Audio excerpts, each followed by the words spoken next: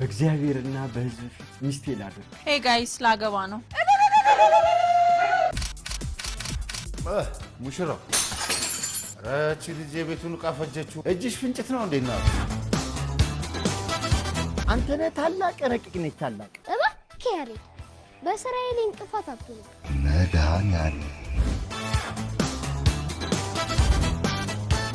ግን ካንተ ውጪ ሌላ ወንድ ጋር እንድትሄድ ያደረጋት ምክንያት ይኖራል። የቀበሮ ባህታዊ በግ ያረባል። ሰርብ ቀረልኝ ብለን ከምንመለስ አሪፍ ቦታ የምንያዝና አሪፍ የፍቅር ጊዜ ለማናሳለፍ። አንተ እኮ ብሔረ ጽጌ ይዘህ ሄደህ ታፏ ላይ ተኝተህ ቅመኝ ትላት ይሆናል። አታፍ ያሬድ ትዳርን በሚገባ የተረዳው አልመሰለኝም።